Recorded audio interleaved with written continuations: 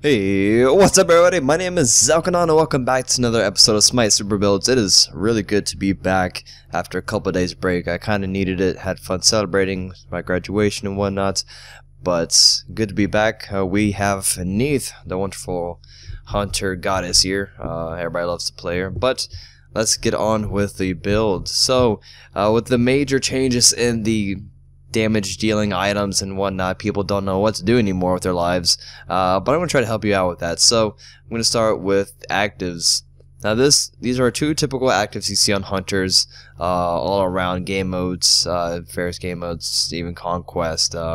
It's really good to have these two. Allows you to get away and sprint out of the way or chase somebody down. Typically hunters don't have any CC immunities except a couple exceptions like on her.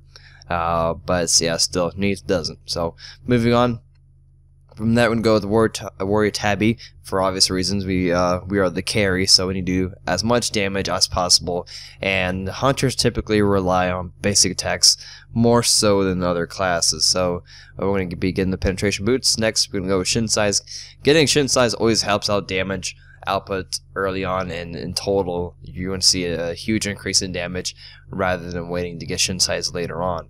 So we'll be getting that. Now if you're playing conquest, of course you're going to be starting off way differently, you know, death stole, maybe work your way into boots and or shin size or Aussie. There's many variations of starting out for hunters, but that's for another video.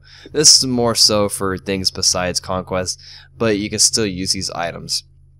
In conquest, typically hunters would get a stack item. Now with Devourer's gloves being a lot cheaper, I would more so recommend that than Heartseeker, especially if you know you're not that pro where you know you're never gonna die. Because Heartseeker, you die, you lose half your stacks and makes it kind of useless. Devourer's gloves, you get a little bit less power than Heartseeker, but you gain quite a bit of lifesteal. But besides that, moving on, we have shin size here. What I just mentioned before, mainly the passive grants you a lot of power. Moving on, with Executioner being buffed by quite a bit actually, I highly recommend this now. It used to be 7% and 5 points on the passive there. Now it's 8% and 6 points times by 3. That's a lot higher than it once was before.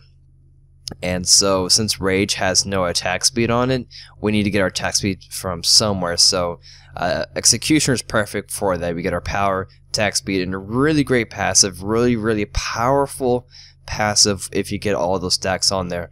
Now with our attack speed, that's going to be fairly easy to land, or rather stack up.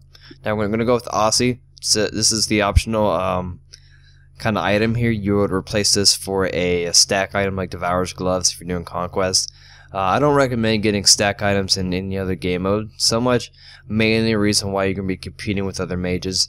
Now if you're in the siege game mode, you may be able to get away with stack items, but besides that, I don't really recommend it. I mean, you're competing with mages.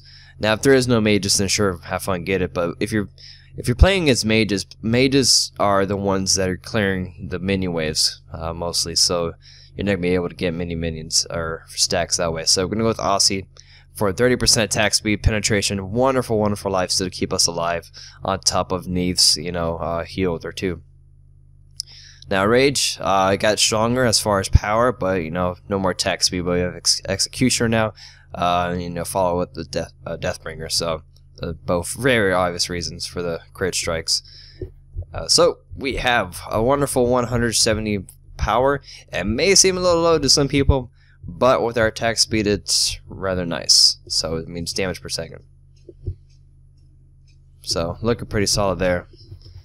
I'm gonna go ahead and go to raw bar real quickly, just so we can test out a little bit more accurate damage against God.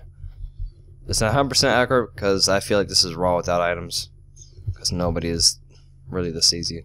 So if you're not familiar with shin size, it just did a little extra yellow damage numbers popping up on the top there.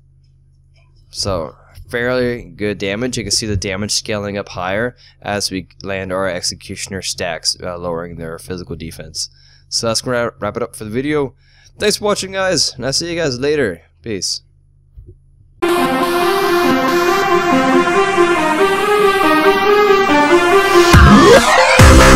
Yeah.